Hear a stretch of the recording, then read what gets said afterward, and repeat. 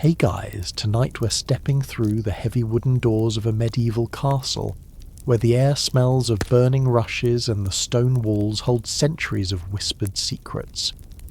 You can almost hear the soft rustle of silk against cold stone as a wife moves through shadowy corridors, her mind spinning with ancient feminine wisdom that modern women have forgotten.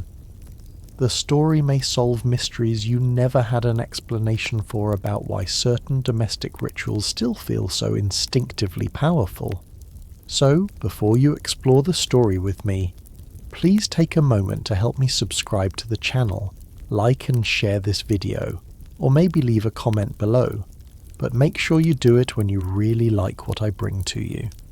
Feel free to let me know where and when you started watching this video, or perhaps share what draws you to these quiet historical journeys through the night. Now let's keep the lights as soft as possible, turn on the fan for a gentle sound to help the story feel more emotional, and let's embark on tonight's journey together.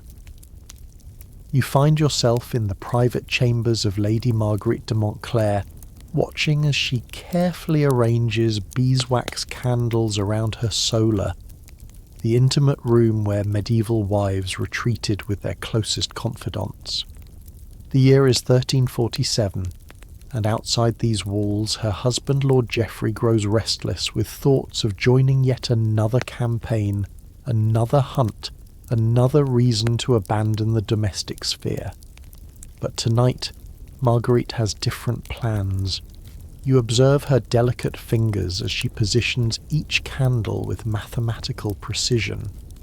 This isn't random decoration, it's calculated seduction through atmosphere. Medieval wives understood something that modern interior designers have rediscovered. Lighting shapes mood more powerfully than any spoken word. You watch as she places tall pillar candles near the window alcove where Geoffrey likes to review his accounts, creating a warm pool of golden light that will draw his attention inward rather than toward the darkening landscape beyond. The mainstream historical fact that most people know is that medieval homes were generally lit by rushes dipped in animal fat, creating smoky, dim conditions that we'd find unbearable today. But what you're witnessing goes far deeper. Marguerite has invested in expensive beeswax candles that burn clean and bright, filling the room with the subtle scent of honey rather than the acrid smoke of tallow. She's creating what we might call a luxury experience, centuries before that term existed.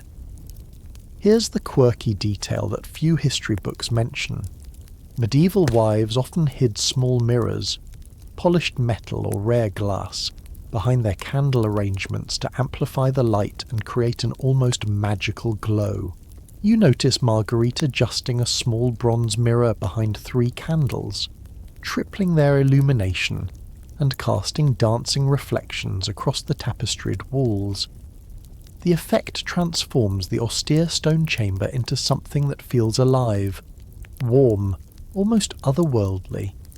You can see her calculating mind at work as she drapes silk scarves over the harsh edges of furniture, softening the room's masculine angles.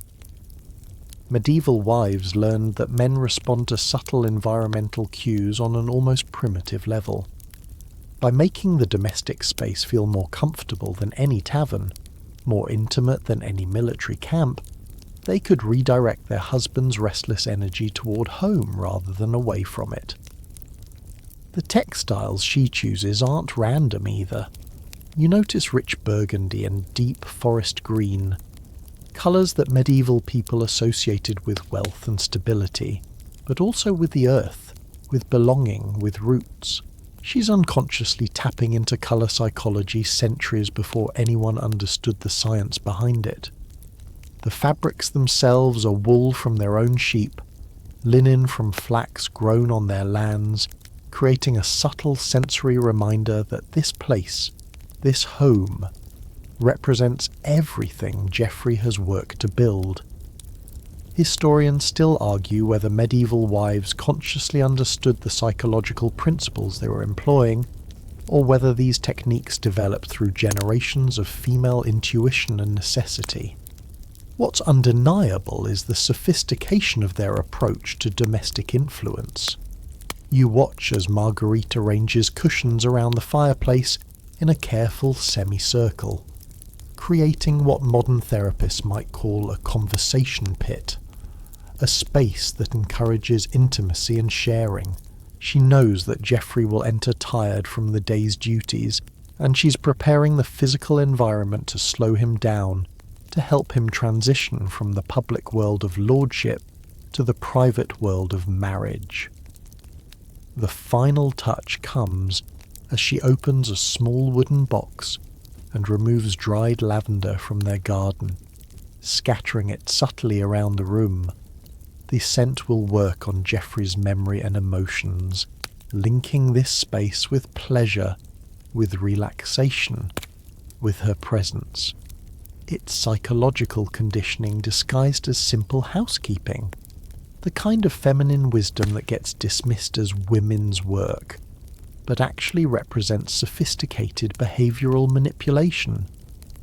As you observe this medieval scene, you realise you're watching the birth of what we now call creating atmosphere, or setting the mood.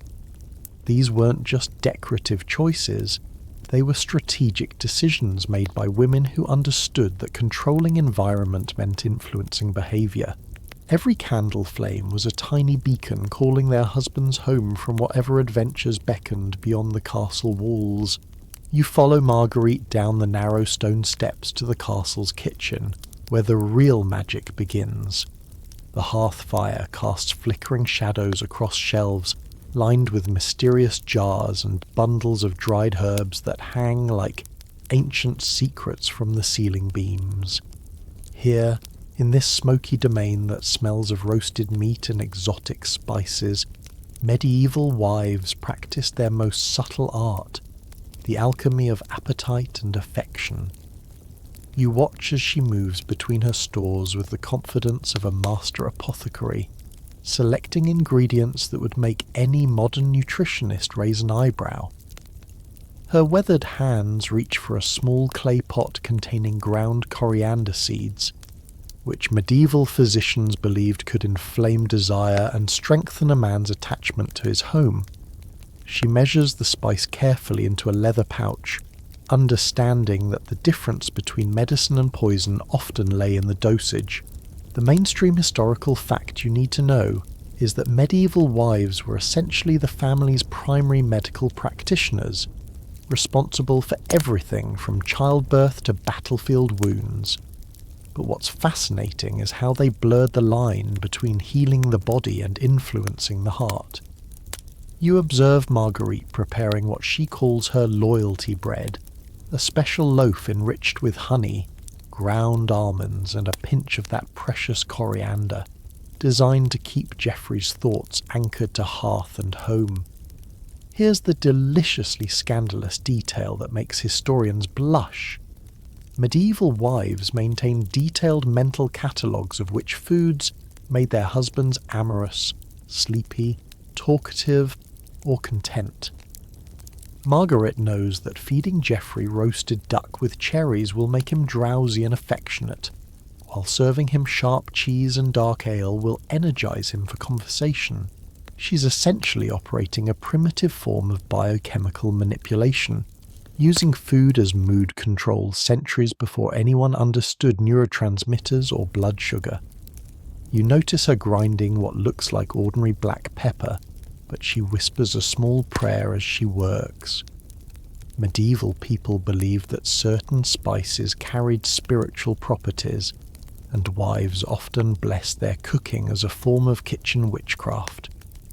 Not the dramatic cauldron-stirring kind of witchcraft that gets burned in fairy tales, but the quiet domestic magic of women who understood that nourishment and love were intimately connected. The really clever part comes as you watch her prepare Geoffrey's morning ale. She adds a tiny amount of ground ginger, not enough to change the taste, but sufficient to create a subtle warming sensation that will make him associate breakfast at home with physical comfort. She's literally conditioning his body to crave the sensation she provides, making the tavern's ordinary ale taste flat and unsatisfying by comparison. But the most sophisticated technique you witness involves something called memory cooking. Margaret deliberately prepares dishes that remind Geoffrey of significant moments in their relationship. The honey cakes she made for their wedding feast, the spiced wine they shared on their first Christmas as husband and wife, the special meat pies she created when he returned from his only long campaign. She's using taste and smell to trigger positive emotional memories, strengthening the psychological bonds that tie him to their shared history. Historians still argue whether these culinary practices should be classified as folk medicine, primitive psychology, or something approaching witchcraft, but the results speak for themselves in the surprisingly stable marriages they often produced. You observe her most secret technique as she prepares what she privately calls homesickness soup, a rich broth made with herbs from their own garden, vegetables from their fields, and meat from animals he's watched grow from birth. Every ingredient connects Geoffrey to this specific place, this particular life they've built together. When he's away, he'll find himself craving these exact flavours, these precise combinations that exist nowhere else in the world. The medieval wife's kitchen becomes a laboratory where affection is literally cooked into every meal. You watch as Marguerite tastes and adjusts, understanding instinctively that the way to a man's heart isn't just through his stomach, it's through creating such specific and satisfying gustatory experiences that everywhere else tastes like disappointment. She keeps a mental notebook of Geoffrey's preferences that would impress any modern data analyst. She knows he prefers bread slightly burnt on the bottom, because it reminds him of his childhood nurse's cooking. She understands that he'll eat twice as much if she serves familiar foods in unexpected combinations. Familiar comfort with just enough novelty to keep his interest engaged. The final layer of her strategy involves what we might call seasonal emotional anchoring.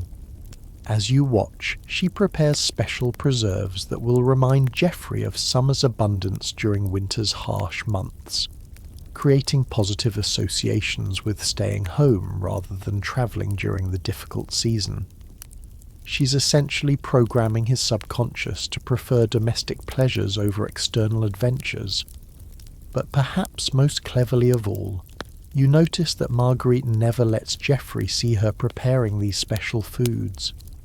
The magic must appear effortless, natural, as if his home simply produces better flavours through some mysterious alchemy of love and domesticity. The moment he realises he's being managed through his appetite, the spell breaks and her power dissolves. As you watch her clean her workspace and carefully store her special spices, you realise you've witnessed something far more sophisticated than simple cooking. This is psychological warfare disguised as wifely devotion, behavioural modification wrapped in the comforting rituals of domestic care. You climb back up the stone steps with Marguerite as she transforms from kitchen alchemist into something far more theatrical, a medieval wife about to give the performance of her lifetime. You watch her settle into her favourite chair by the window, one hand pressed delicately to her temple, as she begins to practice what might be the most sophisticated acting technique ever developed within castle walls. She's preparing to deploy what medieval wives called the gentle affliction, a carefully orchestrated display of feminine fragility designed to trigger every protective instinct her husband possesses. You observe the subtle artistry as she arranges herself just so, ensuring that when Geoffrey enters, the afternoon light will cast her face in soft shadows that emphasise her pallor. This isn't random positioning. Medieval wives understood lighting and angles with the precision of modern photographers. She knows exactly how to appear simultaneously beautiful and vulnerable, requiring rescue but not repulsively sick. The mainstream historical fact that every schoolchild learns is that medieval women had shorter lifespans and faced genuine health challenges from frequent childbearing and limited medical knowledge. But what you're witnessing goes far beyond authentic illness. This is strategic vulnerability, carefully calibrated to achieve maximum emotional impact without crossing the line into actual incapacitation. Here's the deliciously manipulative detail that would make modern feminists either applaud or cringe. Medieval wives developed an entire vocabulary of vague but concerning symptoms that required constant husbandly attention, but never quite necessitated calling the physician. Margaret has perfected complaints like trembling in her heart, weakness in her limbs, and clouding of her thoughts. Conditions serious enough to worry Geoffrey, but mysterious enough to resist any practical medical intervention. You watch as she practices her fragile breathing, slightly shallow, occasionally punctuated by small sighs that suggest hidden suffering bravely endured.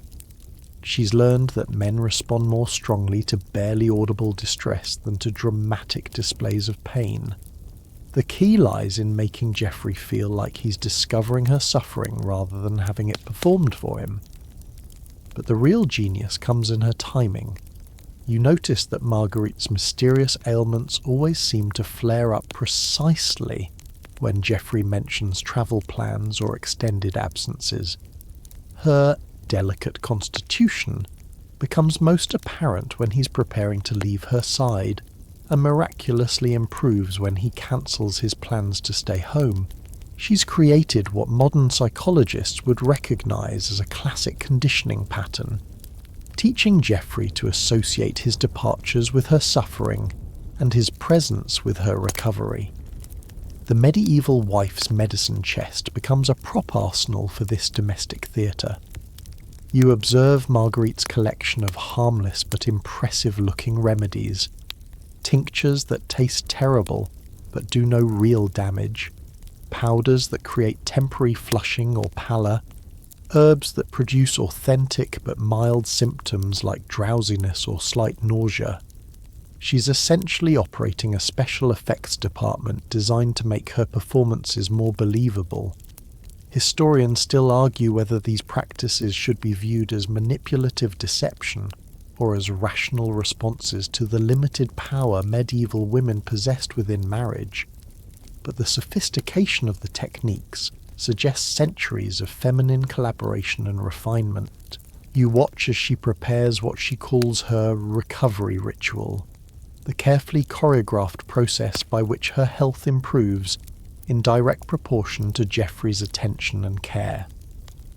When he brings her warm wine, her colour returns slightly.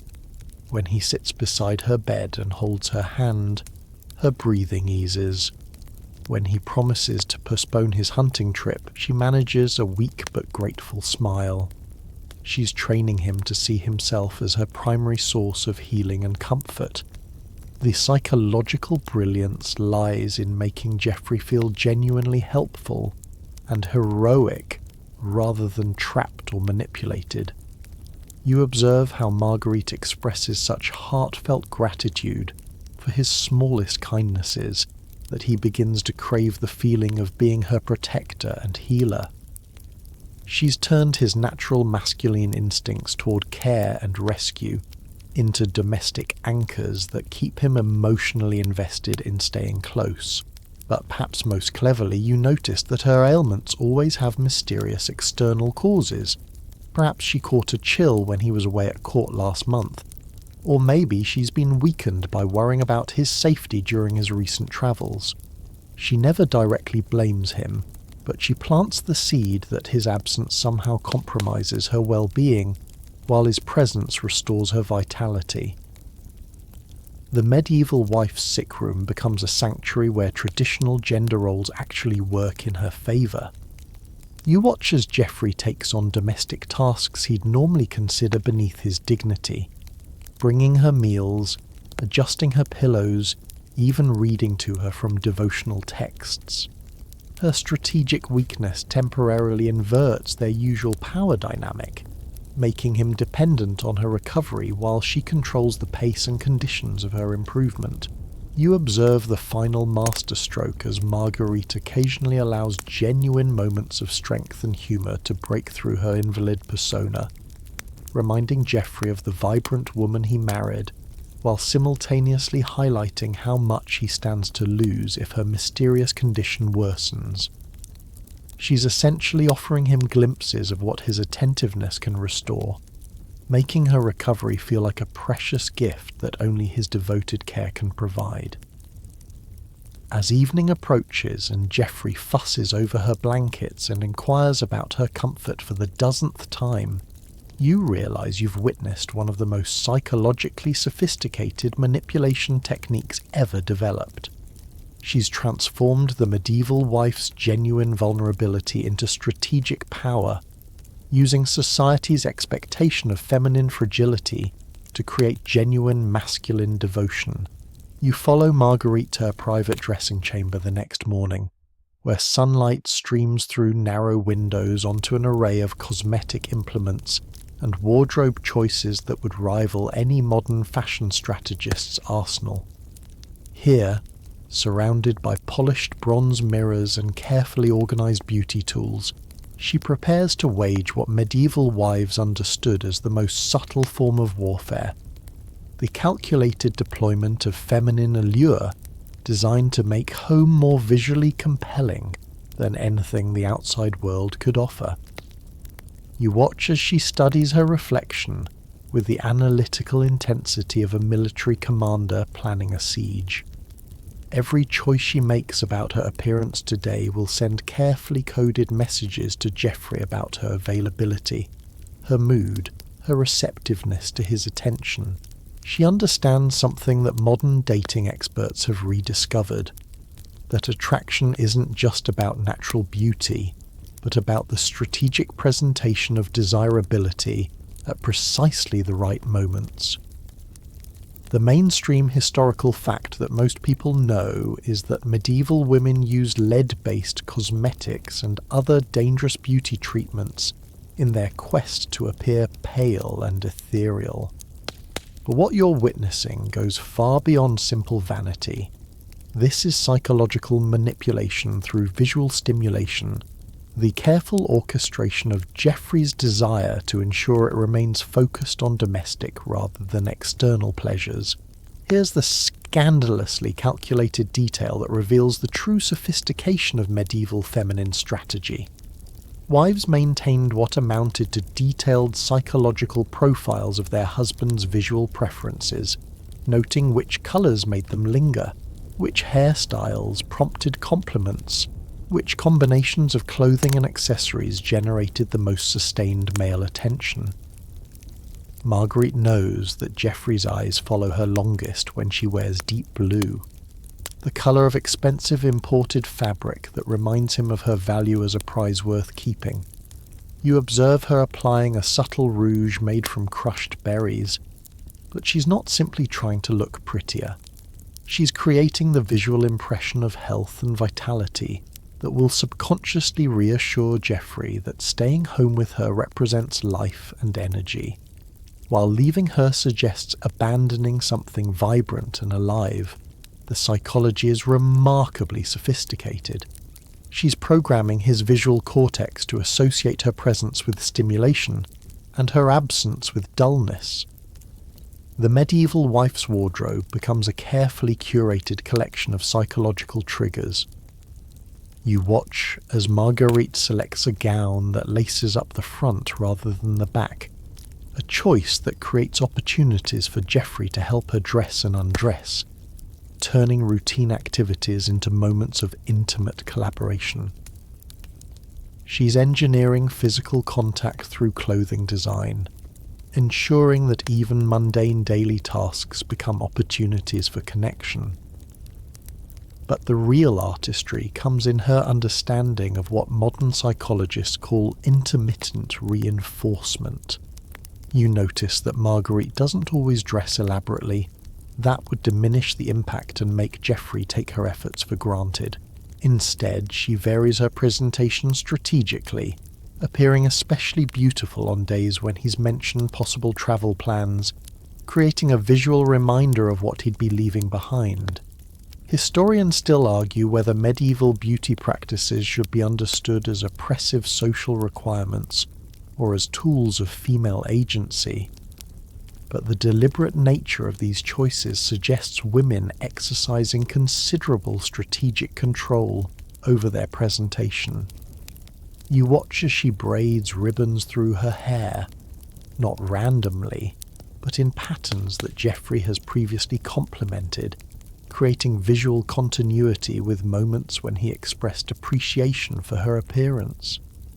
She's essentially maintaining a database of his aesthetic preferences and deploying them strategically to maintain his visual interest and emotional engagement. The medieval wife's beauty routine becomes a form of domestic theatre, where every performance is tailored to a specific audience of one. You observe Marguerite applying scented oils to her pulse points, not exotic perfumes that might remind Geoffrey of courtly ladies or foreign adventures, but familiar lavender and rose scents from their own garden that will make him associate desirability with home rather than with distant possibilities. Perhaps most cleverly, you notice that her beauty efforts always appear natural and effortless when Geoffrey sees them. The hour of careful preparation you've witnessed will be invisible to him. He'll simply experience her as naturally more beautiful than other women, never suspecting the calculated artistry behind her appearance. The moment he realizes he's being visually manipulated, her power diminishes, so the illusion of natural superiority must be maintained at all costs. You watch as she practices different expressions in her bronze mirror. Not dramatic emotional displays, but subtle variations in eye contact and facial positioning that she knows capture Geoffrey's attention most effectively. She understands that attraction operates as much through microscopic behavioral cues as through obvious physical beauty, and she's training herself to deploy these signals with precision. The final element of her strategy involves what you might call competitive comparison management. You observe that Marguerite deliberately avoids fashion trends that might make her look similar to other women Geoffrey encounters at court or in the village. Instead, she cultivates a distinctive personal style that becomes uniquely associated with her, making other women seem bland or ordinary by comparison. As she makes her final adjustments and prepares to encounter Geoffrey at breakfast, you realize you've witnessed something far more sophisticated than simple vanity or beauty maintenance. This is strategic visual communication, the careful cultivation of desire through calculated presentation. She's turned her appearance into a weapon of domestic retention, making herself so visually compelling that Geoffrey's eyes and thoughts remain focused on home rather than wandering toward external adventures. You descend into the great hall with Marguerite as she surveys her domestic domain like a theatre director preparing for opening night. The vast stone chamber echoes with the sounds of servants preparing for the evening, but you can see her mind working beyond the mundane logistics of household management. She's planning entertainment that will make their home more compelling than any tavern, more engaging than any tournament, more memorable than any adventure Geoffrey might imagine beyond these walls. You watch as she directs the arrangement of chairs around the massive hearth, creating intimate conversation circles that encourage storytelling and shared laughter. This isn't random furniture placement. Medieval wives understood that physical proximity breeds emotional intimacy, and she's designing the space to facilitate the kind of meaningful interaction that builds lasting bonds between husband and wife. The mainstream historical fact that everyone learns is that medieval entertainment primarily consisted of travelling minstrels, religious festivals, and seasonal celebrations that brought communities together. But what you're observing goes far deeper. the deliberate creation of private entertainment so engaging and personally satisfying that Geoffrey will prefer intimate domestic pleasures to public social gatherings.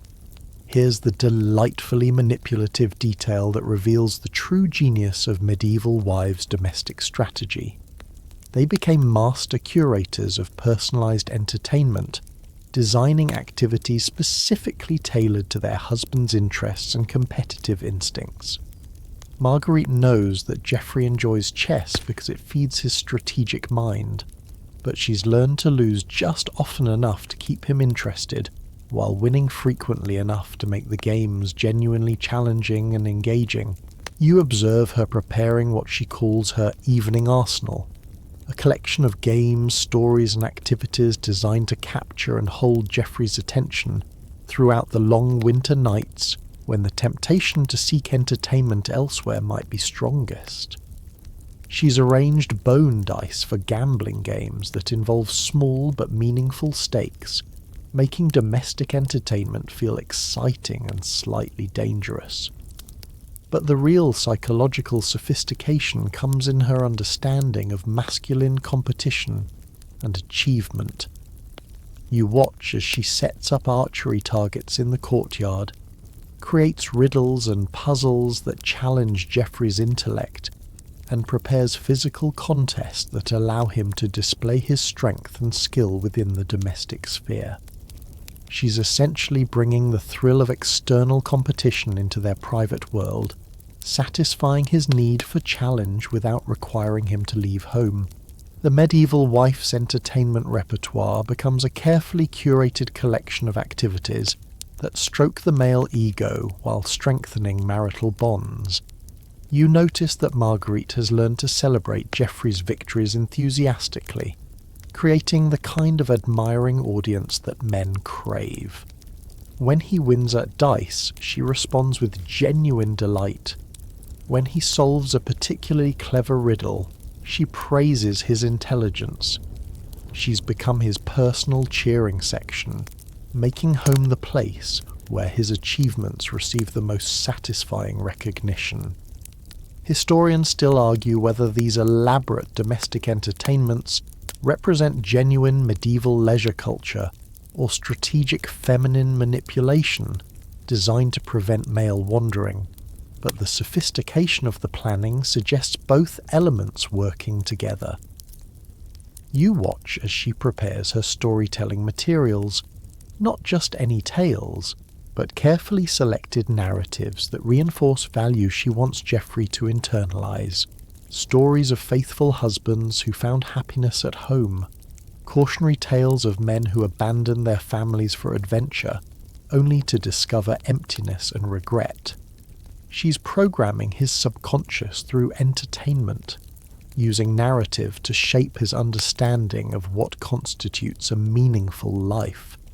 The evening's activities unfold like a carefully orchestrated symphony of domestic pleasure. You observe Marguerite introducing just enough variety to prevent boredom. Tonight chess and storytelling. Tomorrow dice games and music. The next evening perhaps dancing or collaborative poetry composition. She understands that routine breeds contempt, so she maintains an element of surprise and novelty within the familiar framework of home entertainment. Perhaps most cleverly, you notice that she involves Geoffrey in planning future entertainments, making him an active participant in designing domestic pleasures rather than a passive recipient of her efforts. When he suggests modifications to their chess games or proposes new riddles to solve, she responds with enthusiasm that makes him feel creative and valued. She's turned him into a collaborator in his own domestic retention. You watch as she creates what modern psychologists would recognize as positive conditioning environments. Spaces and activities so consistently associated with pleasure and satisfaction that Geoffrey begins to crave them automatically. The great hall becomes a place where he experiences intellectual stimulation, physical challenge, emotional warmth, and personal recognition all simultaneously. The medieval wife's entertainment strategy extends beyond simple distraction. She's creating experiences that fulfill Geoffrey's deeper psychological needs for achievement, recognition, challenge, and companionship within the domestic sphere. You observe that every activity serves multiple purposes. Chess satisfies his strategic thinking while creating opportunities for intimate conversation. Storytelling entertains while reinforcing desired values. Physical games provide excitement while demonstrating her admiration for his abilities. As you watch the evening unfold with Geoffrey clearly engaged and content, choosing to remain by the fire rather than joining his friends at the village tavern, you realize you've witnessed something remarkable. Marguerite has transformed their home into a personal entertainment complex designed specifically for an audience of one, making external amusement seem pale and unsatisfying by comparison. You follow Marguerite to the nursery the next morning, where small voices create a symphony of domestic life that she orchestrates with the precision of a master conductor. Here, surrounded by wooden toys and children's laughter, she prepares to deploy perhaps her most powerful weapon in the battle for Geoffrey's attention. The strategic involvement of their offspring in creating emotional bonds that make leaving home feel like abandoning not just a wife, but an entire future legacy. You watch as she carefully times Geoffrey's entry into the children's daily routines, ensuring he witnesses moments of pure paternal pride that will anchor his heart more securely than any chain. This morning, their 6-year-old son William has been coached to demonstrate his new reading skills precisely when his father appears for breakfast, creating a spontaneous moment of fatherly achievement that Marguerite has actually orchestrated with military precision. The mainstream historical fact that everyone knows is that medieval fathers typically maintained distant relationships with their children, leaving child-rearing entirely to wives' nurses until sons reached an age for military or scholarly training. But what you're observing reveals how clever wives subverted this tradition, creating opportunities for emotional connection that transformed distant patriarchs into devoted family men. Here's the psychologically brilliant detail that shows the true sophistication of medieval feminine strategy.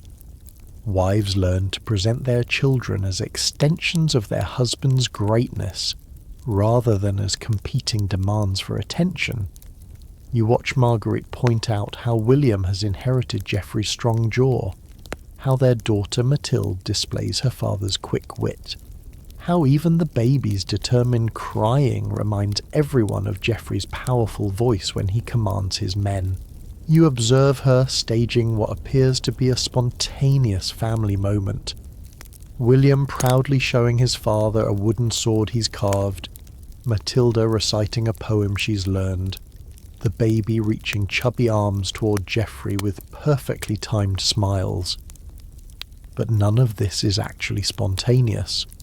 Marguerite has spent weeks preparing these performances, understanding that men respond more strongly to their children's achievements when they feel personally responsible for inspiring them. The medieval wife's nursery becomes a theatre where fatherhood is presented as Geoffrey's most important and rewarding role. You notice that Marguerite never frames child-related activities as burdensome duties, but always as opportunities for Geoffrey to witness and guide the development of his future legacy.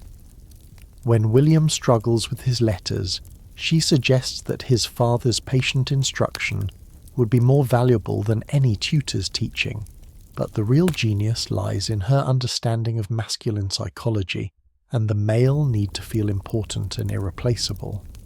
You watch as she creates situations where the children specifically request their father's attention, not because they need help, but because they want to share their accomplishments with him. She's programmed them to seek Geoffrey's approval and presence, making him feel uniquely valuable to their development. Historians still argue whether medieval mothers deliberately used their children as tools of marital manipulation, or whether these practices developed naturally from the practical needs of family life.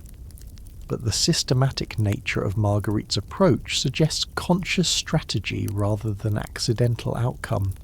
You observe her most subtle technique as she shares carefully selected stories about the children's daily activities, highlighting moments that demonstrate their need for paternal guidance and their pride in their father's achievements. When Geoffrey hears that William told the stable boys that his father is the strongest knight in the region, or that Matilda refused to eat until she could wait for Papa to return from his duties, he experiences the deep satisfaction of feeling genuinely needed and appreciated. The medieval wife's child management strategy extends far beyond basic care. She's creating a family dynamic where Geoffrey's presence enhances everyone's happiness, and his absence creates noticeable emotional gaps. You watch as the children perform their practiced enthusiasm when he enters rooms, their choreographed disappointment when he mentions possible travels, their strategic request for bedtime stories that only Papa can tell properly. Perhaps most cleverly, you notice that Marguerite frames Geoffrey's relationship with their children as uniquely special and irreplaceable. She points out personality traits and talents that the children have inherited specifically from him, making him feel genetically and emotionally connected to their future success. When William shows aptitude for strategy games, she credits Geoffrey's mental sharpness. When Matilda displays musical talent, she reminds him of his own singing voice during their courtship. You watch as she creates what modern psychologists would call positive reinforcement loops around Geoffrey's paternal involvement. Every moment he spends with the children produces tangible evidence of their development and happiness, making fatherhood feel like his most successful and meaningful achievement. She's essentially programming him to derive his primary sense of accomplishment from domestic rather than external pursuits. The evening routine becomes a masterpiece of emotional manipulation disguised as family tradition. You observe the children's carefully orchestrated requests for Papa to tell stories, to check for monsters under beds, to provide goodnight kisses that apparently only he can deliver with the proper protective magic. These aren't authentic childhood needs. They're learned behaviours that make Geoffrey feel indispensable to his family's security and happiness. As you watch Geoffrey surrounded by adoring children who hang on his every word and clearly prefer his company to anyone else's, you realise you've witnessed something profound. Marguerite has transformed parenthood from a biological fact into an emotional addiction, making Geoffrey crave the unique satisfaction of being these particular children's irreplaceable father and protector. You accompany Marguerite to the castle's chapel the following dawn, where stone arches frame an altar that she approaches not just as a place of worship, but as the ultimate theatre for deploying spiritual guilt and religious obligation in service of domestic retention. Here, surrounded by flickering votive candles and carved saints who seem to watch with knowing eyes, she prepares to weaponize Geoffrey's immortal soul against his wandering impulses. You watch as she kneels in prayer with theatrical devotion, timing her spiritual exercises precisely to coincide with Geoffrey's morning routine. When he enters to fulfill his own religious obligations, he finds her already deep in communion with the divine, creating the visual impression of a wife whose piety surpasses his own. A subtle challenge to his spiritual leadership that will gnaw at his masculine pride until he feels compelled to match or exceed her devotional efforts. The mainstream historical fact that every student learns is that medieval society was thoroughly saturated with Christian doctrine, and religious observance formed the backbone of daily life for nobles and peasants alike. But what you're witnessing goes far beyond simple devotion. This is the strategic deployment of spiritual authority to create moral obligations that bind Geoffrey more securely to home than any physical chain ever could. Here's the deliciously manipulative detail that would make medieval priests simultaneously proud and horrified. Wives learn to frame their husbands' domestic responsibilities as sacred duties ordained by God himself. You listen as Margaret whispers prayers that Geoffrey can overhear, asking divine blessing for my husband's faithful stewardship of the family God has entrusted to his care, and seeking heavenly guidance for his wise decision to place duty to home above worldly adventures. You observe her consulting religious texts with the dedication of a scholar, but she's not simply seeking spiritual enlightenment. She's memorizing scripture passages that support her domestic agenda, biblical verses about the sanctity of marriage, the importance of fathers to their children, the spiritual dangers of abandoning one's divinely appointed responsibilities. She's essentially building a theological arsenal designed to make Geoffrey's wandering impulses feel like sins against God rather than mere personal preferences. The medieval wife's prayer book becomes a strategic manual for spiritual manipulation. You notice that Marguerite has carefully marked passages about faithful husbands who found divine favour through devotion to their families, and cautionary tales of men who lost God's protection by neglecting their domestic duties. When Geoffrey asks about her reading, she shares these selections with innocent enthusiasm, allowing scripture itself to deliver messages she couldn't express directly. But the real psychological brilliance lies in her understanding of medieval masculine spirituality and the knight's code that demanded protection of the innocent and vulnerable. You watch as she frames herself and their children as souls entrusted to Geoffrey's spiritual guardianship, making his presence at home not just emotionally satisfying, but religiously mandatory. Historians still argue whether medieval wives consciously manipulated religious doctrine for domestic purposes, or whether their piety genuinely aligned with their marital goals, but the systematic nature of Marguerite's approach suggests sophisticated theological strategy rather than simple faith. You observe her most subtle technique as she establishes religious routines that require Geoffrey's participation and leadership, family prayers that need his masculine authority, blessing rituals that demand his presence, spiritual discussions that position him as the household's religious guide and moral instructor. She's created a system where his absence compromises not just family happiness, but their collective spiritual welfare. The medieval wife's religious calendar becomes a strategic tool for domestic retention. You notice that Marguerite emphasizes feast days and holy observances that celebrate family unity and domestic virtue, while downplaying religious festivals that might encourage travel or external activities.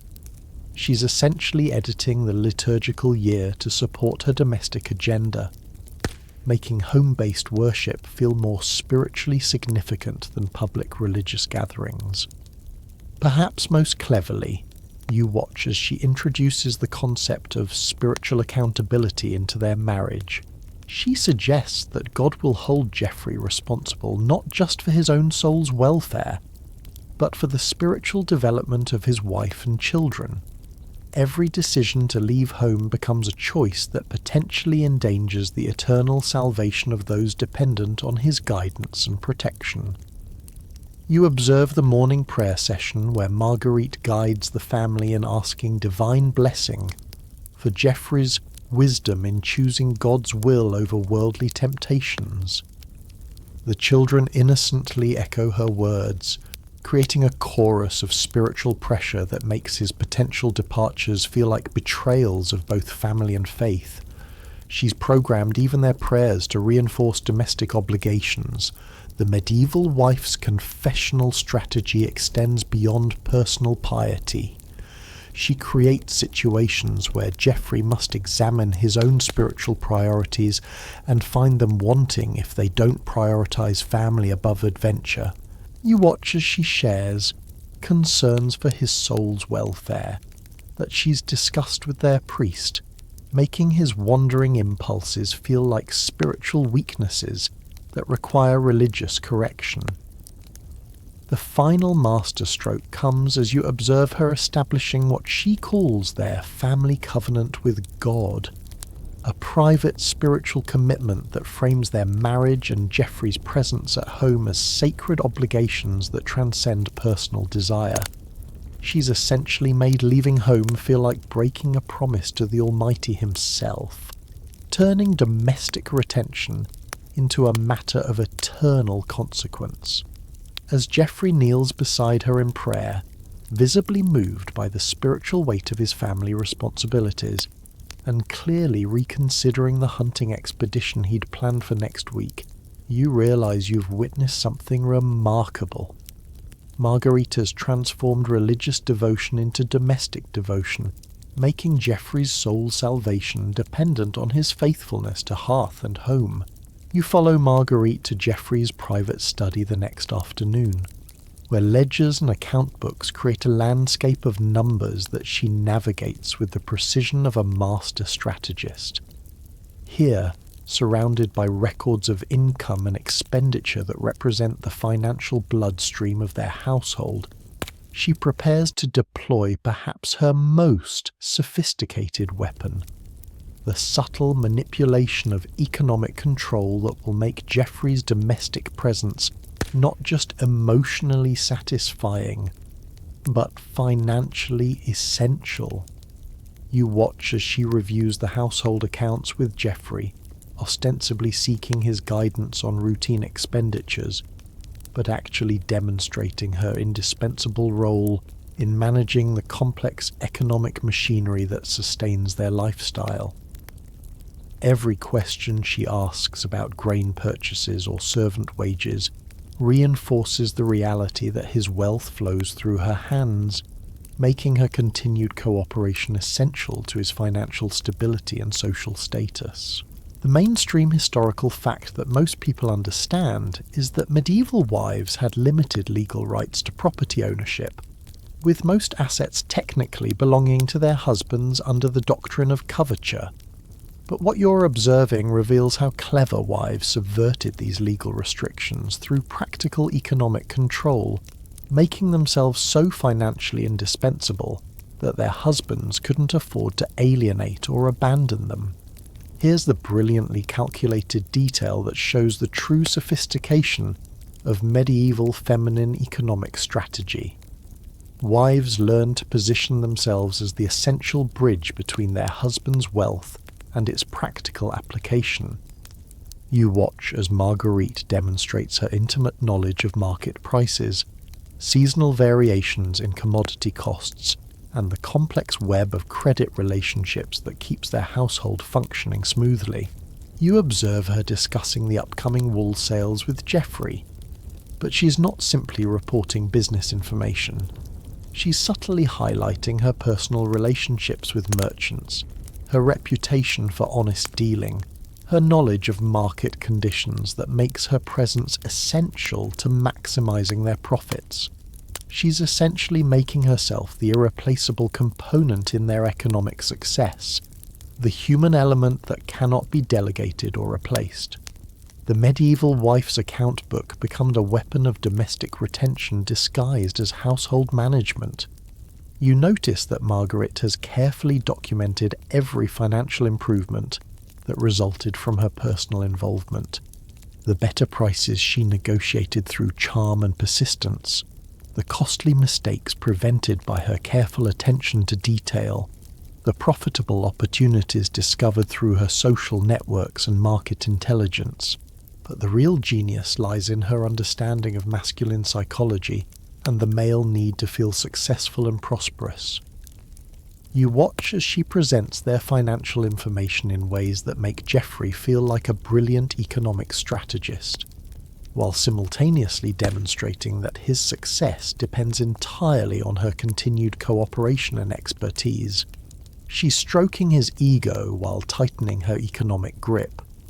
Historians still argue whether medieval wives' financial involvement represented genuine partnership or manipulative control. But the systematic nature of Marguerite's approach suggests conscious strategy designed to make her husband economically dependent on her domestic presence. You observe her most subtle technique as she discusses potential investments and business opportunities, always framing her advice in terms of protecting and enhancing Geoffrey's wealth and reputation. When she suggests avoiding a particular merchant because of rumours about his honesty, or recommends investing in additional farmland because of rising grain prices, she positions herself as his most valuable economic advisor. The medieval wife's financial intelligence network extends far beyond simple bookkeeping.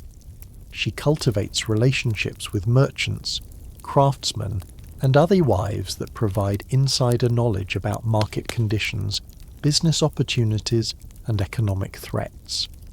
You watch as she shares information that Geoffrey couldn't possibly obtain through his male social networks, making her feminine connections essential to their financial security. Perhaps most cleverly, you notice that Margaret manages their money in ways that make Geoffrey's presence at home financially rewarding, while making his absences economically costly. When he's home to make decisions and provide his seal for important transactions, their business dealings prosper. When he travels, opportunities are missed and problems arise that require expensive solutions. You watch as she creates what modern economists would recognise as opportunity costs around Geoffrey's potential departures. The grain merchant who will only deal directly with the lord of the manor, the important business meeting that requires both husband and wife to present a united front, the seasonal timing that makes his presence essential for maximising agricultural profits. The medieval wife spending patterns become strategic tools for domestic retention. You observe that Marguerite times major purchases and household improvements to coincide with periods when Geoffrey might be contemplating travel, creating financial obligations that make departure impractical, new livestock that requires his oversight, building projects that need his supervision, investments that demand his continued attention and authorization. The final layer of her economic strategy involves what you might call financial emotional conditioning.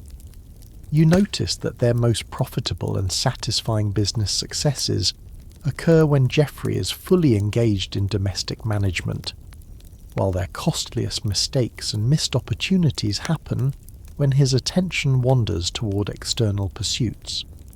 She's programming his subconscious to associate domestic focus with financial prosperity. As you watch Geoffrey poring over account books with genuine interest and obvious pride in their household's economic success, you realise that Margaret has accomplished something remarkable.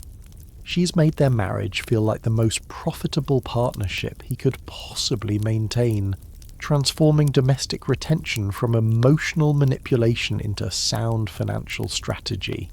The evening concludes with Geoffrey praising Marguerite's business acumen and expressing gratitude for her careful stewardship of their wealth, never suspecting that her greatest business achievement has been making herself economically indispensable to the man whose wandering impulses might otherwise threaten their domestic stability.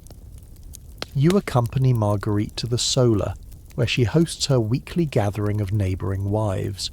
But this isn't merely a social occasion. You're witnessing the careful construction of a strategic alliance network designed to create social obligations that will anchor Geoffrey more firmly to their domestic community. Here, surrounded by the gentle murmur of feminine conversation and the soft rustle of embroidery silk, she orchestrates what amounts to a medieval public relations campaign focused on making her husband's local reputation dependent on his continued presence at home.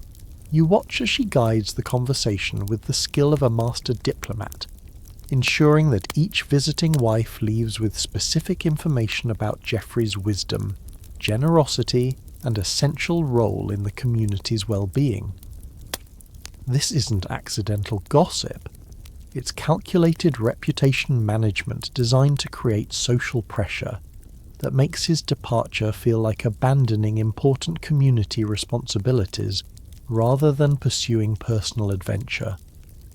The mainstream historical fact that everyone learns is that medieval society operated through complex webs of mutual obligation and social reciprocity, with noble families maintaining their status through careful attention to community relationships and public reputation. But what you're observing goes far deeper. The deliberate construction of social bonds so intricate and valuable that breaking them would damage Jeffrey's standing in ways that might take years to repair. Here's the deliciously manipulative detail that reveals the true sophistication of medieval feminine networking. Wives learned to position their husbands as indispensable figures in other families' domestic stability, creating situations where Jeffrey's absence would disappoint not just Marguerite, but an entire network of people who had come to depend on his counsel, protection, and leadership. You observe her discussing the upcoming harvest festival with Lady Catherine from the neighbouring manor, but she's not simply planning entertainment. She's strategically volunteering Jeffrey for essential organising roles that will make the community's celebration depend on his presence and active participation. By the time the conversation ends, he'll be morally obligated to remain home for an event that affects dozens of families. The medieval wife's social calendar becomes a weapon of domestic retention, disguised as community service.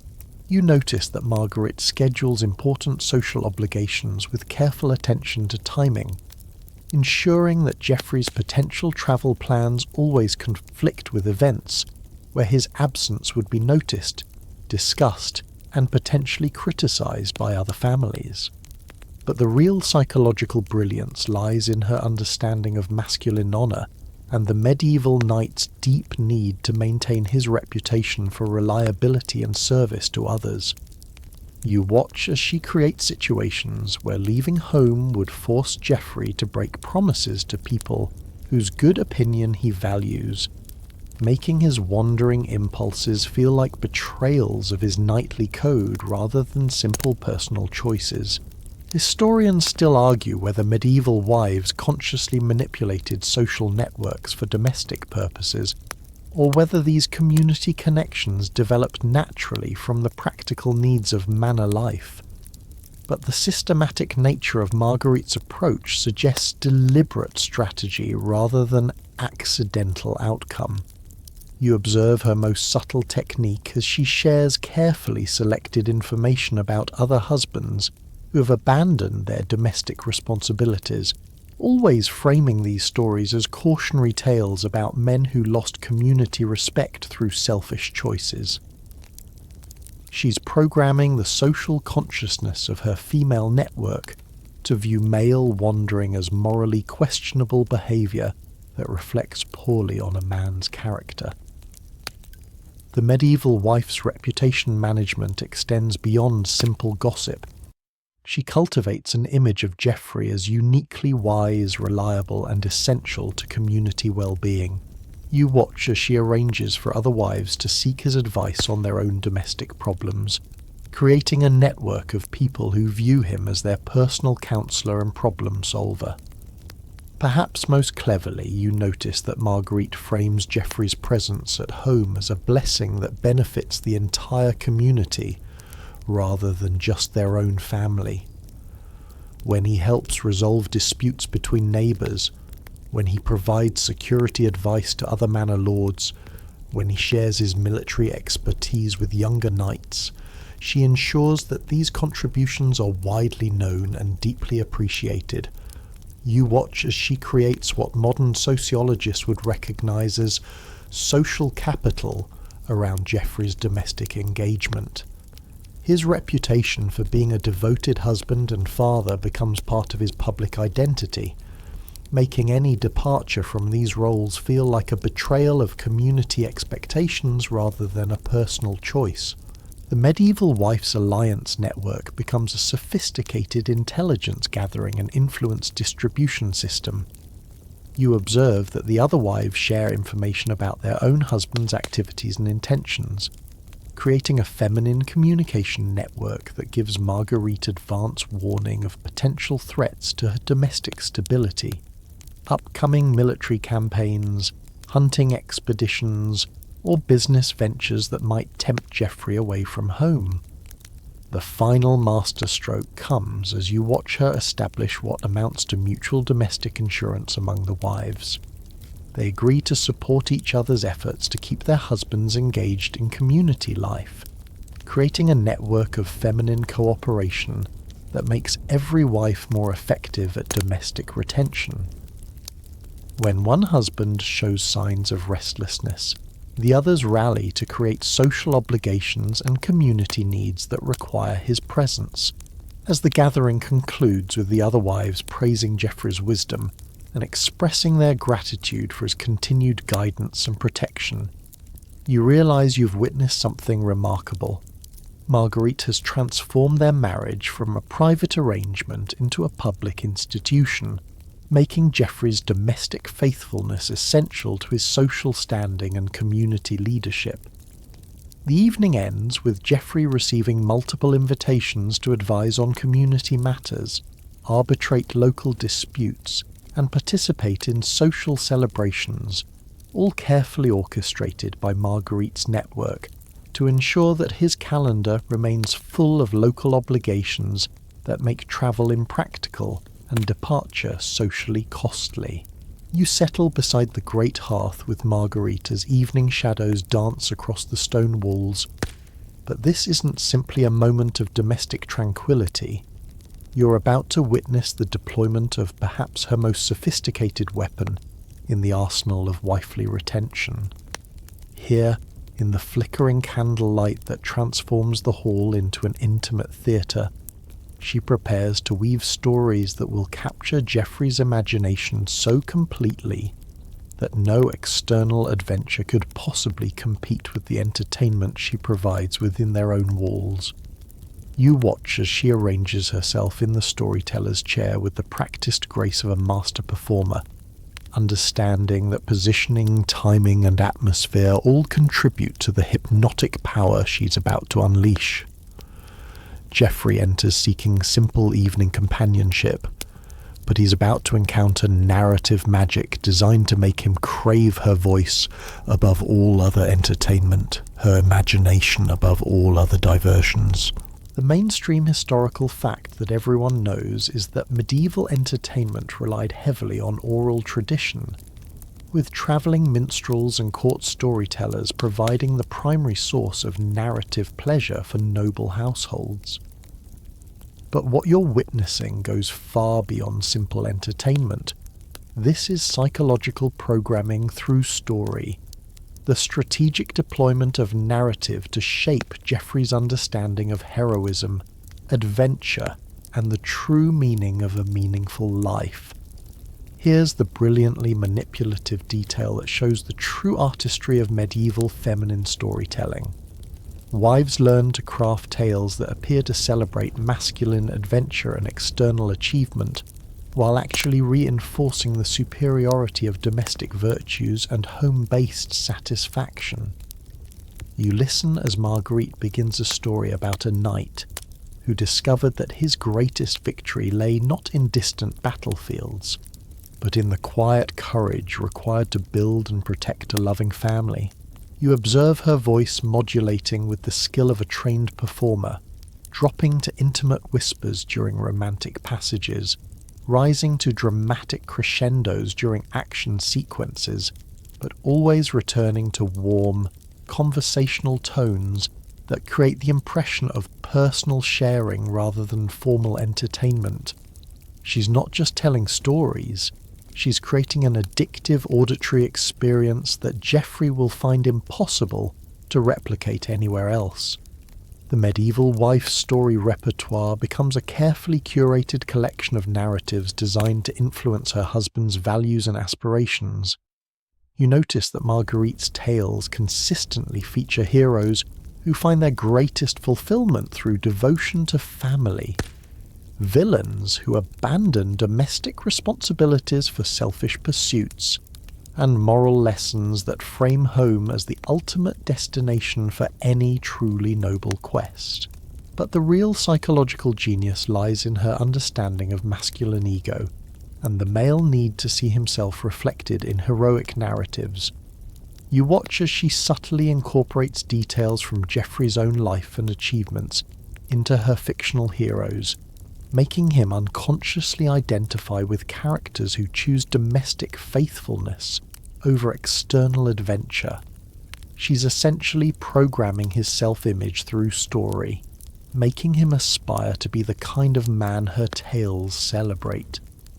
Historians still argue whether medieval storytelling served primarily as entertainment or as a vehicle for moral instruction, but the deliberate nature of Marguerite's narrative choices suggests conscious strategy designed to shape Geoffrey's understanding of heroism and masculine virtue.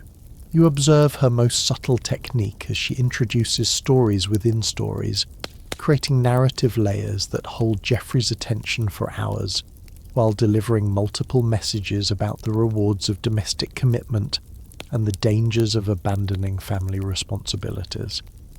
Her tales feature brave knights who almost lose everything through wandering, wise kings who discover that ruling their own households requires greater skill than commanding armies, and heroes whose greatest adventures unfold within the walls of their own homes. The medieval wife storytelling session becomes an immersive experience that rivals any external entertainment Geoffrey might seek elsewhere. You notice that Marguerite incorporates interactive elements, asking for his opinion about character motivations, requesting his military expertise to evaluate battle strategies described in her tales, making him a collaborative participant rather than a passive audience. Perhaps most cleverly, you watch as she creates ongoing narrative series that end each evening on compelling cliffhangers, ensuring that Geoffrey will return tomorrow night eager to discover what happens next. She's essentially turning domestic storytelling into serial entertainment that creates anticipation and guarantees his continued presence at home.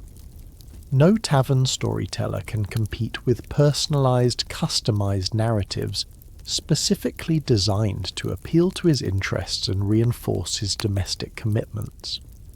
You observe the evening's climax as Marguerite tells a story about a lord who thought he needed to seek adventure abroad to prove his worth, only to discover that protecting his family from a mysterious threat required more courage and skill than any external quest could provide. The tale features detailed descriptions of domestic strategy, family loyalty, and the quiet heroism of daily devotion that makes Geoffrey see his own life through new eyes. The medieval wife's narrative strategy extends beyond individual stories. She creates thematic cycles that reinforce consistent messages about masculine virtue and the true nature of heroic achievement. You notice that her winter tales emphasize the wisdom of staying close to hearth and home, while her spring stories celebrate the adventures that can be found within familiar territories and loving relationships. As Geoffrey sits entranced by a particularly engaging tale about a knight who discovered that his wife's wisdom surpassed any counsel he could receive from external advisors, you realize you've witnessed something remarkable. Marguerite has transformed storytelling from simple entertainment into sophisticated psychological programming, making her voice and imagination essential to Geoffrey's evening satisfaction and emotional contentment. The session concludes with Geoffrey eagerly anticipating tomorrow night's continuation of an unfinished tale, his imagination already captured by narrative possibilities that exist only within the domestic sphere she controls so masterfully. You accompany Marguerite to the castle's chapel as she prepares for the celebration of St. Brigid's feast day. But this isn't merely religious observance. You're witnessing the strategic creation of intimate family traditions designed to make their domestic calendar more compelling than any external seasonal celebrations or courtly festivities. Here, surrounded by evergreen boughs and flickering candles that transform the stone sanctuary into something magical and uniquely theirs, she orchestrates private rituals that will anchor Geoffrey's emotional calendar to home rather than to the wider world's distractions. You watch as she involves their children in preparing special decorations that exist nowhere else in the region, creating visual traditions so distinctively beautiful and personally meaningful that Geoffrey will find other celebrations pale and unsatisfying by comparison. These aren't random holiday activities.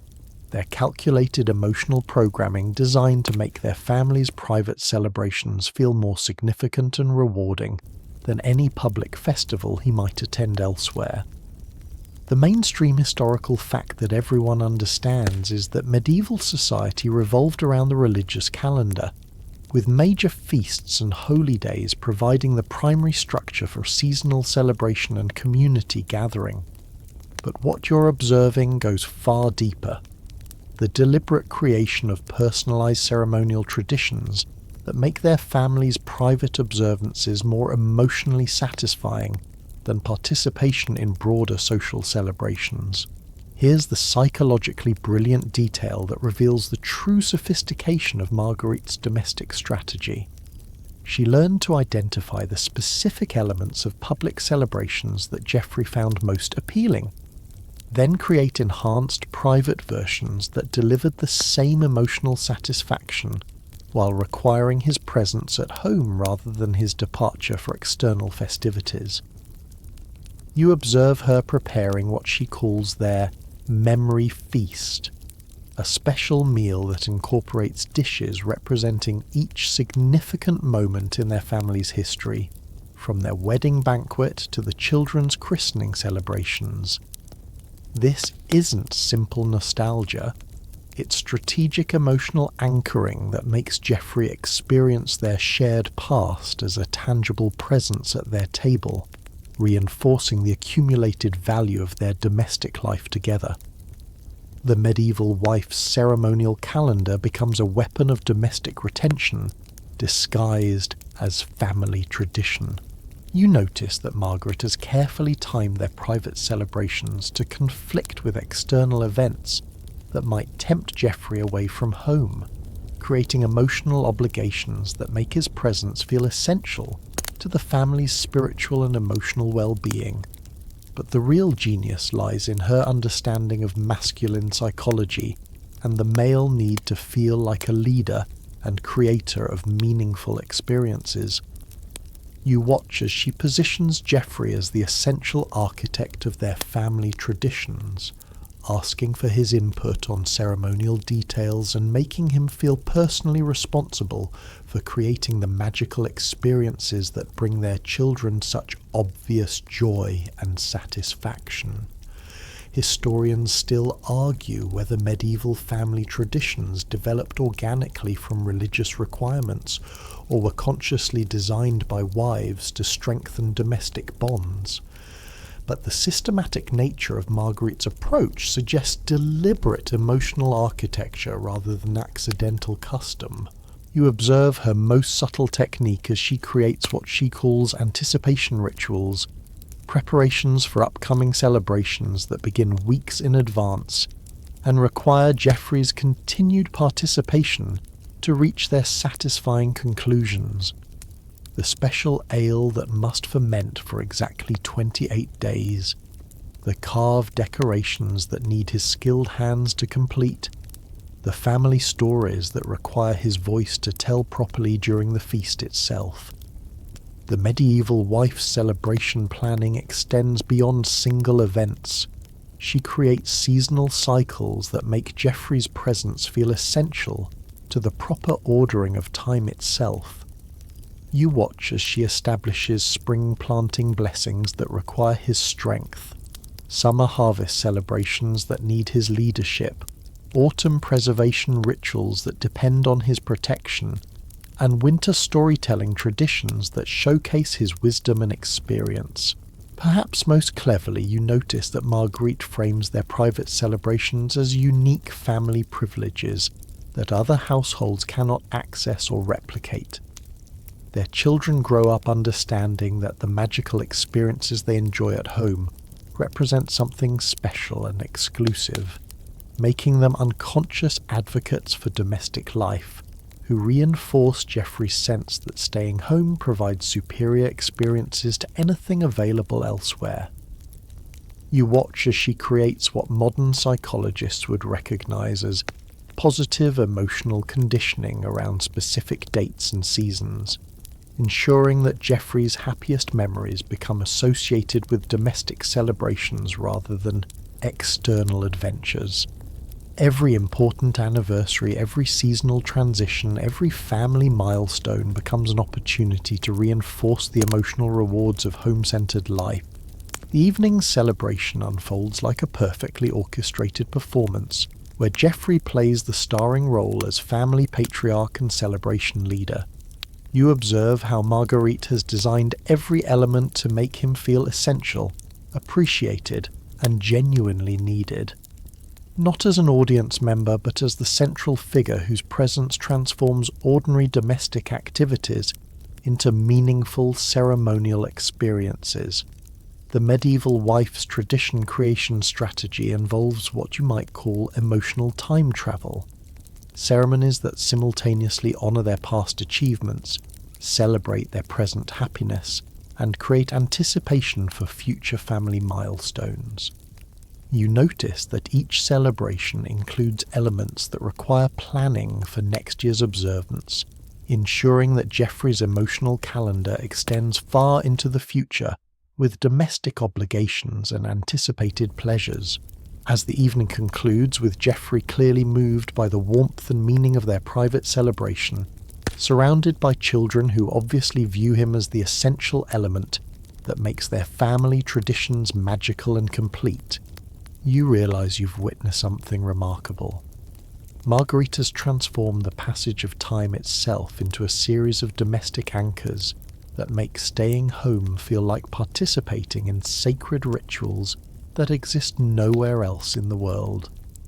The night ends with the family already planning modifications and additions for next year's celebration, making Geoffrey an active architect of future domestic pleasures that will require his continued presence to achieve their full emotional impact. You follow Marguerite to her private herb garden as dawn breaks across the castle grounds. But this isn't simply morning maintenance of medicinal plants. You're about to witness the deployment of healing knowledge that makes her indispensable to Geoffrey's physical comfort and well-being. Here, among rows of carefully tended chamomile, feverfew and willow bark, she cultivates not just therapeutic remedies, but the kind of personalized medical care that transforms her from wife into irreplaceable healer, whose absence could literally threaten his health and survival.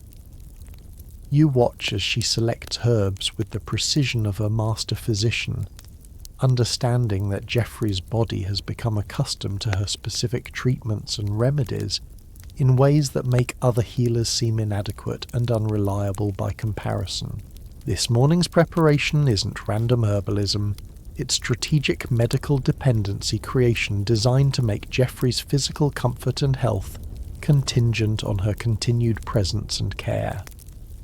The mainstream historical fact that everyone learns is that medieval wives served as their family's primary medical practitioners, possessing extensive knowledge of herbal remedies, wound care, and treatment of common ailments in an era when professional physicians were rare and expensive. But what you're observing goes far beyond simple healthcare. This is the deliberate cultivation of medical indispensability that makes Geoffrey's physical well-being dependent on domestic stability. Here's the brilliantly calculated detail that shows the true sophistication of Marguerite's healing strategy. She has learned to identify and treat Geoffrey's specific physical vulnerabilities and chronic discomforts with such precision that her remedies provide relief that no other healer can match. His recurring back pain from years of wearing heavy armour, his seasonal congestion that strikes every autumn, his digestive troubles that flare during periods of stress. She has developed personalised treatments that make her medical knowledge uniquely valuable to his daily comfort.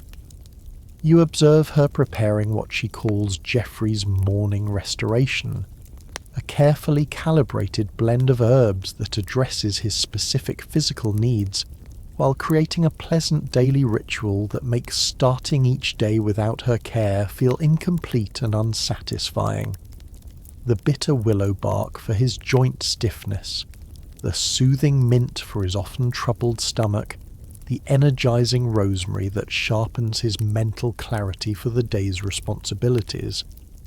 The medieval wife's healing practice becomes a weapon of domestic retention disguised as loving care.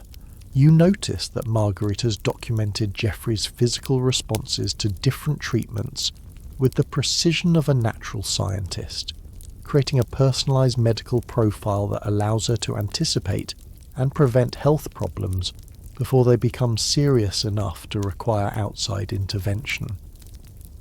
But the real psychological genius lies in her understanding of masculine pride and the male reluctance to admit vulnerability or dependence. You watch as she frames her medical treatments not as evidence of Geoffrey's weakness, but as maintenance of his strength and enhancement of his natural capabilities. Her remedies don't treat illness, they optimize performance, prevent problems, and maintain the physical condition necessary for his demanding responsibilities as lord and protector.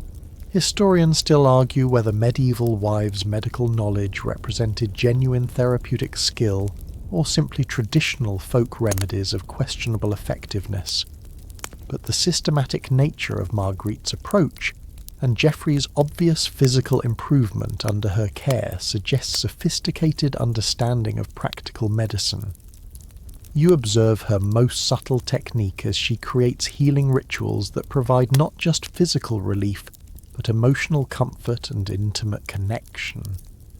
The evening foot massage with aromatic oils that soothes his tired muscles, while creating opportunities for quiet conversation, the herbal steam treatments that clear his breathing while requiring her gentle attendance, the medicinal baths that ease his aches while providing private time for marital intimacy. The medieval wife's medical repertoire extends beyond treating existing problems. She specialises in preventive care that keeps Geoffrey healthy enough to avoid the need for external medical consultation. You watch as she prepares strengthening tonics for seasonal transitions, protective remedies for times when disease threatens the region, and nutritional supplements that maintain his energy and vigour throughout the demanding cycles of medieval life.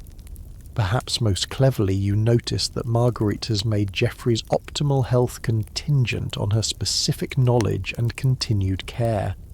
His body has adapted to her treatments, his physical comfort depends on her remedies, his seasonal health patterns have become synchronized with her preventive interventions.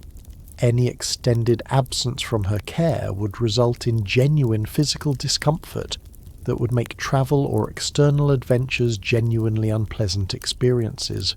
You watch as she creates what modern doctors would recognize as integrated wellness care, medical treatment that addresses not just physical symptoms but emotional and psychological well-being. Her evening herbal teas don't just aid digestion, they contain mild sedatives that promote restful sleep and pleasant dreams. Her morning remedies don't just prevent illness, they include stimulants that enhance mood and mental sharpness throughout the day. The medieval wife's healing touch becomes a daily necessity rather than occasional luxury. You observe that Geoffrey has come to depend on her skilled massage techniques for relief, from the physical stresses of his demanding lifestyle. Her knowledge of pressure points that ease tension. Her gentle hands that can identify and treat minor injuries before they become serious problems. The morning routine concludes with Jeffrey clearly experiencing the physical comfort and renewed energy that Marguerite's treatments provide, his body responding to remedies so perfectly calibrated to his individual needs that seeking medical care elsewhere would feel like a significant downgrade in quality and effectiveness. You realize you've witnessed the creation of medical dependency disguised as loving care. Jeffrey needs Marguerite's healing knowledge not just for comfort, but for optimal physical functioning in his demanding role as medieval lord and protector. As she packages additional remedies for him to carry throughout the day, you understand that she's made his physical well-being contingent on remaining within reach of her medical expertise and healing touch. You slip silently behind the heavy tapestry that separates the main hall from Marguerite and Jeffrey's private chamber as evening settles over the castle. But this isn't mere domestic voyeurism. You're about to witness the most intimate theatre of medieval marriage, where words become weapons and touch transforms into diplomatic negotiation. Here, in the flickering candlelight that casts dancing shadows across their marriage bed, Marguerite prepares to deploy the ultimate arsenal of feminine persuasion through the delicate art of pillow talk and bedroom politics. You observe her arranging herself with the calculated precision of a master strategist, preparing for the most important negotiation of her day. Every gesture, every positioning of limbs and fabric, every modulation of voice and breath has been practiced until it appears completely natural, but you recognize the sophisticated performance of a woman who understands that the bedroom represents her most powerful sphere of influence over Jeffrey's decisions and future plans.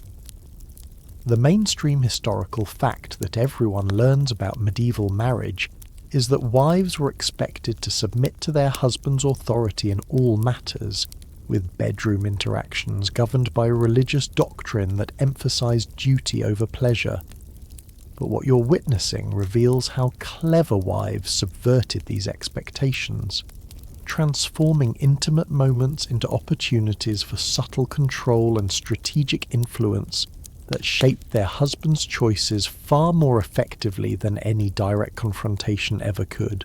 Here's the scandalously sophisticated detail that would shock medieval moralists. Wives learned to time their most important requests and suggestions to coincide with moments when their husbands were most physically and emotionally vulnerable, using post-intimate conversations to plant ideas and influence decisions when male psychological defenses were at their lowest and most receptive. You watch as Marguerite initiates what appears to be casual pillow talk, but every topic she introduces has been carefully selected to reinforce themes of domestic satisfaction and family responsibility. Her gentle questions about Jeffrey's day aren't simple interest. They're strategic intelligence gathering designed to identify his current concerns and emotional states, so she can tailor her influence accordingly. The medieval wife's bedroom becomes a diplomatic chamber where the most important household decisions are actually made through intimate negotiation rather than formal discussion. You notice that Marguerite never directly challenges Jeffrey's authority or explicitly states her preferences. Instead, she plants seeds of doubt about external adventures and cultivates enthusiasm for domestic projects through subtle suggestion and emotional manipulation. But the real psychological genius lies in her understanding of masculine post-intimate vulnerability and the male need to feel like a protector and provider for those who depend on his strength and wisdom. You observe her expressing carefully calibrated concerns about potential dangers he might face if he travels, worries about family security during his absence, and gentle reminders of how much his presence means to those who love him most. Historians still argue whether bedroom conversations between medieval spouses represented genuine emotional intimacy or calculated manipulation. But the systematic nature of Marguerite's approach suggests conscious strategy designed to influence Geoffrey's decision-making through his most emotionally receptive moments. You watch her most subtle technique as she uses physical affection and intimate touch to reinforce verbal messages, creating positive emotional associations with ideas she wants Geoffrey to embrace, while subtly withdrawing warmth when he mentions plans that conflict with her domestic agenda. She's essentially conditioning his emotional responses through carefully timed physical rewards and subtle emotional distance. The medieval wife's intimate influence extends beyond single conversations. She creates patterns of bedroom discussion that consistently reinforce messages about the rewards of domestic focus and the costs of external distraction. You observe that their most satisfying intimate moments are always followed by conversations that celebrate their partnership, their family's happiness, and the unique pleasures of their private world together.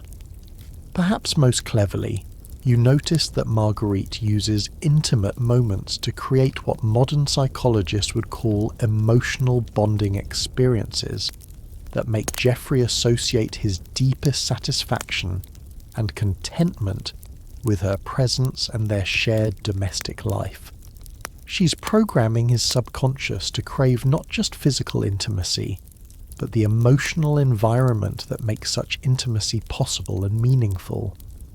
You observe the evening's most crucial moment as Marguerite shares her fears about losing Geoffrey to some external adventure, framing her concerns not as controlling demands, but as expressions of love so deep that the thought of separation causes her genuine distress. She's essentially making his potential departures feel like betrayals of their intimate bond rather than reasonable personal choices. The medieval wife's bedroom diplomacy involves what you might call emotional legislative sessions, where important family decisions are actually made through intimate discussion rather than formal household management. You watch as Geoffrey finds himself agreeing to delay travel plans, modify business ventures, and prioritize domestic obligations in response to conversations that feel like loving sharing rather than calculated influence.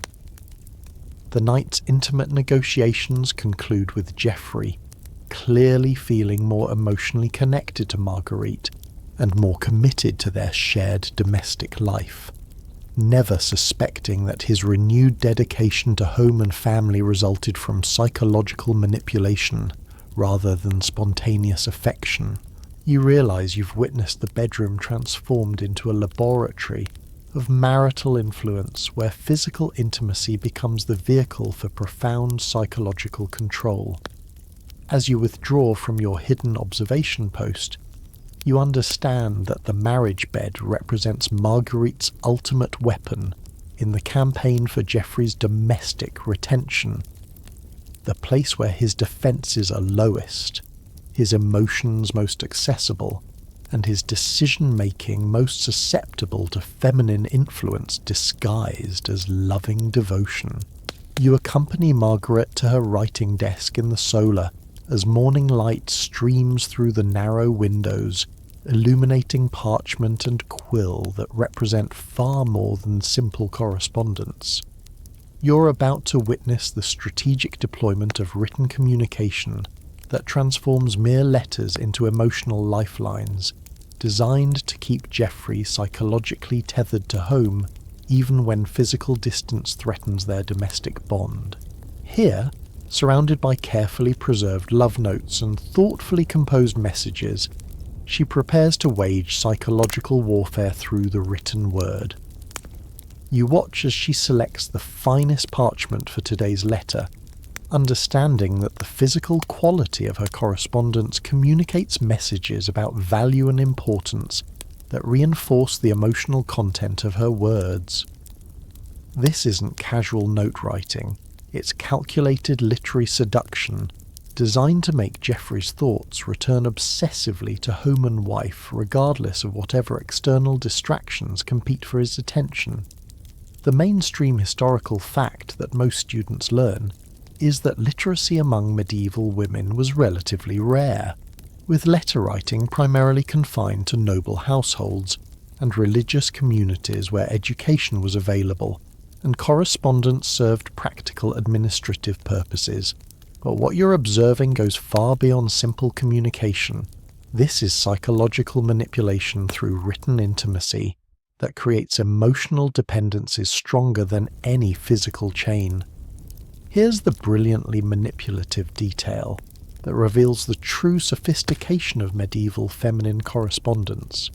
Literate wives learned to craft letters that appeared to provide information and support, while actually creating emotional hunger for continued communication and domestic reunion. You observe Margaret composing messages that leave Geoffrey feeling simultaneously satisfied by her attention and desperately eager for more intimate contact that only personal presence can provide. You notice her beginning with what she calls memory anchoring, specific references to shared experiences that trigger positive emotional associations with their domestic life together. The morning Geoffrey praised her honey cakes, the evening they watched their son take his first steps, the private joke that made them both laugh during last week's dinner with visiting neighbours. She's essentially programming his memory to focus on moments that reinforce the emotional rewards of home. The medieval wife's correspondence becomes a weapon of domestic retention disguised as loving support. You watch as Marguerite carefully balances expressions of independence and capability with subtle reminders of how much she values Geoffrey's presence and guidance, making him feel simultaneously confident about leaving her temporarily and eager to return to resume his essential role in her happiness. But the real psychological genius lies in her understanding of masculine ego and the male need to feel needed and appreciated by those who matter most. You observe her describing minor household challenges that require his wisdom to resolve properly, small decisions that await his superior judgment, and family matters that benefit from his unique perspective and experience. Historians still argue whether medieval correspondence between spouses represented genuine emotional intimacy or strategic manipulation designed to maintain marital bonds across physical separation. But the systematic nature of Margaret's letter writing suggests conscious psychological strategy rather than simple affectionate communication. You watch her most subtle technique as she includes what she calls anticipation details, specific descriptions of preparations she's making for Geoffrey's return that create mental images of domestic pleasure and comfort awaiting him at home. The special meal she's planning for his arrival, the household improvements that will surprise and delight him, the intimate moments she's anticipating when they're reunited. The medieval wife's gift-giving strategy extends beyond simple presents to carefully selected tokens that carry deep personal meaning and create lasting emotional connections. You observe Marguerite preparing a small wooden carving that Geoffrey whittled for their first anniversary, polished to renewed beauty and wrapped with a note explaining how it reminded her of his skilled hands and patient craftsmanship during their early years together. Perhaps most cleverly, you notice that her letters create what modern psychologists would call emotional scheduling, written commitments to specific activities and experiences that require Geoffrey's presence to achieve their full satisfaction. She doesn't just say she misses him. She describes particular plans that depend on his participation and can only reach their intended pleasure when he returns home. You watch as she creates curiosity gaps in her correspondence, intriguing mentions of household developments, family news, or local events that she promises to explain more fully when Geoffrey returns. She's essentially making her physical presence necessary for him to satisfy his curiosity about matters that affect his interests and responsibilities. The medieval wife's written expressions of love become increasingly sophisticated forms of psychological conditioning.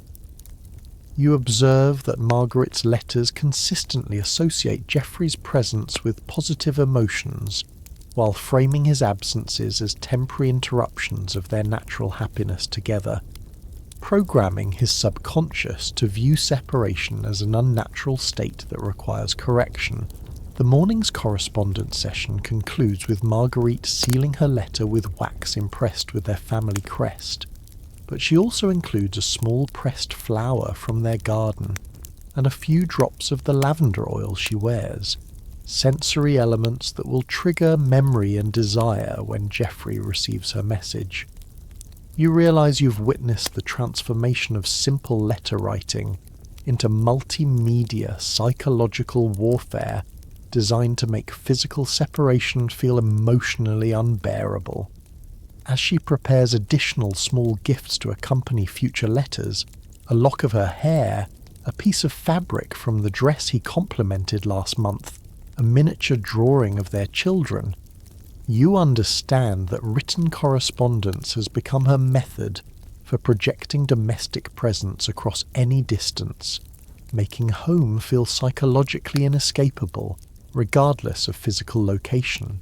You find yourself in the castle's great hall 1 year later, watching as Marguerite surveys her domestic kingdom with the quiet satisfaction of a master strategist whose campaign has achieved complete victory.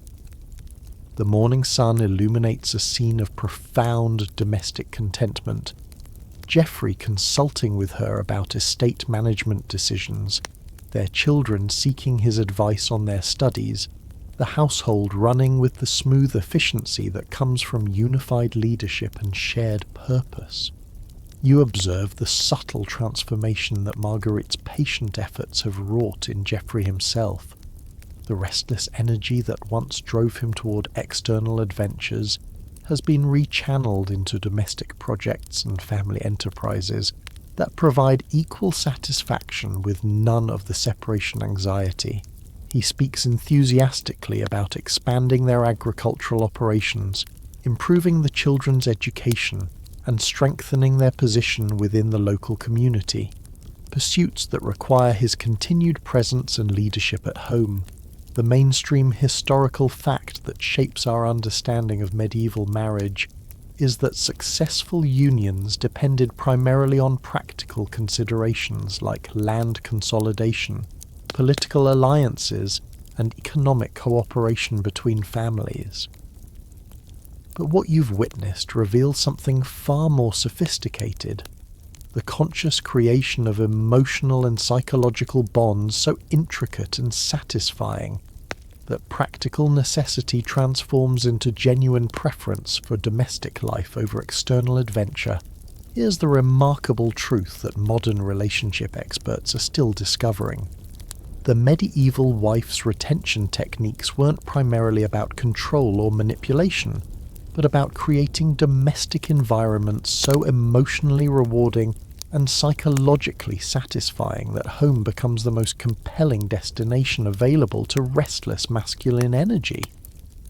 Marguerite succeeded because she made staying home feel like Geoffrey's own choice rather than her imposed requirement. You notice Geoffrey's conversations now revolve around family achievements and household successes with the same enthusiasm he once reserved for military campaigns and hunting expeditions. When neighbouring lords discuss upcoming tournaments or distant business ventures, he responds with polite interest but obvious preference for the engaging projects that await him within his own domain. The medieval wife's ultimate victory lies not in defeating her husband's adventurous instincts, but in redirecting those same energies toward domestic channels that provide equal challenge and greater satisfaction. You watch as Geoffrey approaches estate management with strategic thinking that rivals any military campaign, treats his children's development as his most important legacy project, and views his marriage to Marguerite as his greatest achievement and most valuable partnership. But perhaps most remarkably, you observe that Geoffrey appears genuinely unaware of the sophisticated psychological campaign that shaped his transformation from restless wanderer to devoted family man. Marguerite's techniques were so subtle and seemingly natural that he experiences his domestic contentment as spontaneous personal growth rather than the result of deliberate feminine influence. Historians still debate whether medieval marriages that achieved this level of mutual satisfaction represented exceptional cases or reflected widespread feminine strategies that simply weren't documented in official records. But the sophistication of the techniques suggests generations of collaborative female wisdom passed down through informal networks of wives and mothers. You watch the family's morning routine unfold with the harmony of a perfectly tuned instrument, each member playing their role with enthusiasm and skill, contributing to a domestic symphony that provides all participants with deep satisfaction and emotional fulfillment. Geoffrey leads family prayers with genuine devotion, helps plan the children's lessons with engaged interest, and discusses household matters with Marguerite as a trusted partner whose wisdom he values above all other counsel. The medieval wife's legacy extends far beyond individual household success. These techniques evolved and adapted through centuries of feminine innovation, shaping the development of marriage as an institution and influencing our modern understanding of successful partnership.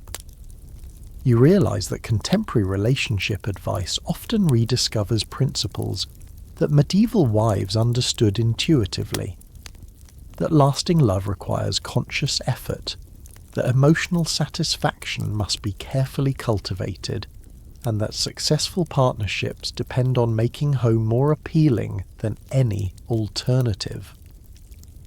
As the morning progresses, and you observe Geoffrey turning down an invitation to join a neighbouring lord's hunting expedition in favour of overseeing improvements to their family chapel, you understand that Margaret's victory represents something profound about human nature itself. Men may be drawn by the promise of external adventure, but they are ultimately anchored by the reality of domestic love that provides deeper and more lasting satisfaction than any temporary excitement. The afternoon brings visitors who comment on the obvious happiness and prosperity of Geoffrey's household, the evident love between husband and wife, the remarkable contentment that radiates from their domestic life.